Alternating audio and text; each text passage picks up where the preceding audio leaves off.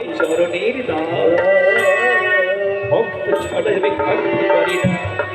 কিন্তু রোহি, তুই অপরাধ করেছিস, তুই অপরাধ করেছিস, তাই আমি তোকে অপরাধের সাজা দেব। আমি ছোট্ট গোপাল হয়ে আমি তোর ঝোলার মধ্যে প্রবেশ করব। সকাল হলে তোকে চোর বলে সাব্যস্ত করে দেবে কঠিন সাজা।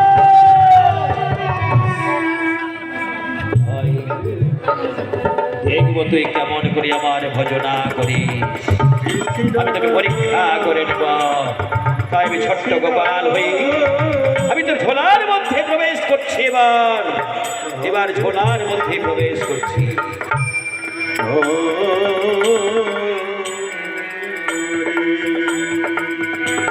আসি রোহি, এবার তুই বুঝতে পারবি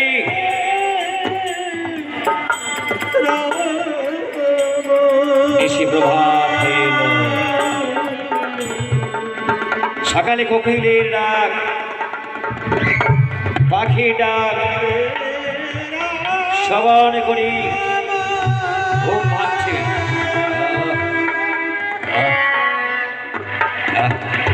রোহি ঘুমিয়ে আছে।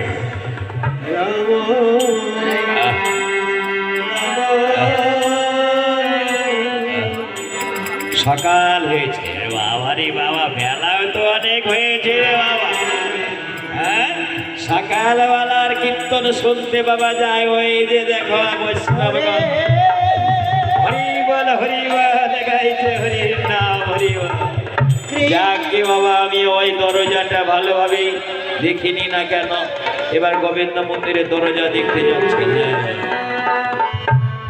দেখি সেই মন্দিরের দরজাটি যেন হা করে খোলা রয়েছে। আর সেই মন্দিরে সোনার গোপাল রে, ওরে বাবা, ওরে বাবা রে, চোর চোর চোর চোর, ওরে বাবা রে। ওই মহারাজ আমাকে ছাড়বে না। আমি যাই, আমি মহারাজকে ছুটে যাই। বাবু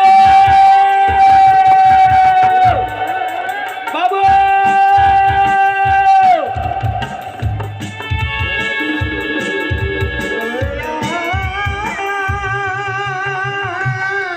ওই গান এসে প্রভাত হয়ে এলো। আমি বার হয়ে এসে প্রভাতে আমি সকাল প্রভাতে উঠে আমি স্নান সেরে আমি যাই বসে, সেই আমি